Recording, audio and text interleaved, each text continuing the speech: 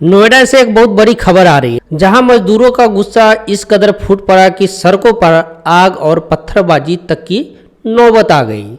एक तरफ सरकार का बड़ा आदेश, दूसरी तरफ कंपनी की मनमानी।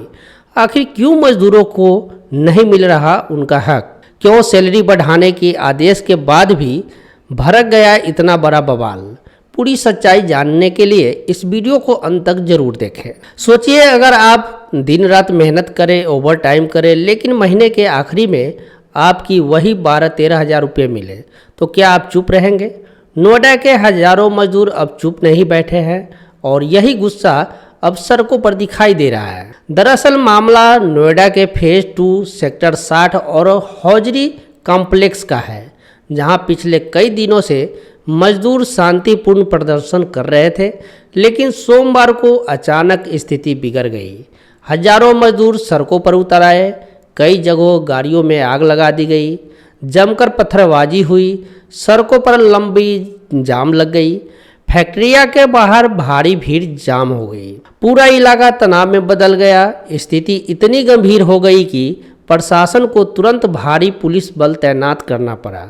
अब सबसे बड़ा सवाल, जब मुख्यमंत्री योगी आदित्यनाथ ने पहले ही आदेश दे दिया था कि मजदूरों की सैलरी बढ़ाई जाए, ओवर टाइम का डबल भुगतान किया जाए, सेफ्टी का पूरा ध्यान रखा जाए, तो फिर ये बवाल क्यों? क्या कंपनियां सरकार के आदेशों को नज़रअंदाज कर रही है? मजदूर की साफ मांगे है कि सैलरी में कम से कम 3-4 हज़ार की बढ़ोतरी की जाए, ओवर टाइम का डबल पेमेंट दिया जाए, बेहतर सेफ्टी दिया जाए।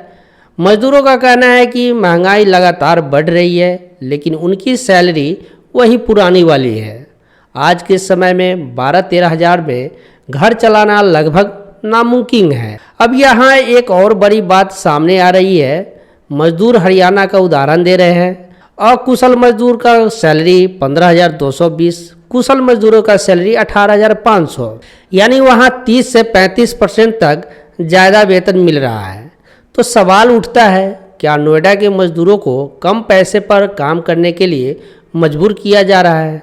मजदूरों का आरोप बेहद गंभीर है। उनसे ओवर टाइम कराया जाता है, लेकिन ओवर टाइम का पैसे नहीं दिया जाता।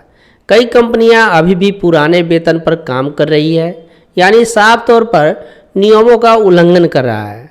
अगर यह सच है तो यह सिर्फ लापरवाही नहीं, बल्कि सीधा शोषण है।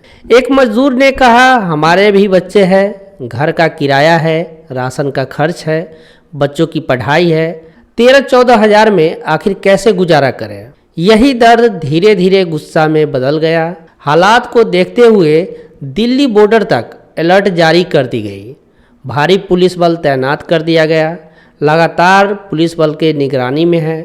प्रशासन कोशिश कर रहा है कि स्थिति और न बिगड़े, लेकिन सवाल अभी भी कायम है। अगर सरकार ने आदेश दे दिया है तो कंपनियां उसे लागू क्यों नहीं कर रही? कौन ले रहा है बढ़ी हुई सैलरी? किन मजदूरों को मिल रहा है धोखा? और सबसे ज़रूरी, क्या इस आंदोलन के बाद मजदूरों को उनका हक मिलेगा? अब आप लोग कमेंट में बताइए, क्या मजदूरों की मांग जायज़ है? क्या सरकार को और सख्ती करनी चाहिए? नीचे कमेंट करके ज़रूर बताइएगा। वीडियो को लाइक करें, अपने दोस्तों के साथ शेयर करें और चैनल को सब्सक्राइब करना बिल्कुल ना भूलें। मिलते हैं फिर एक नई अपडेट के साथ। तब तक के लिए खुश रहिए, स्वस्थ रहिए, व्यस्त रहिए। मिलते हैं अगली वीडियो में।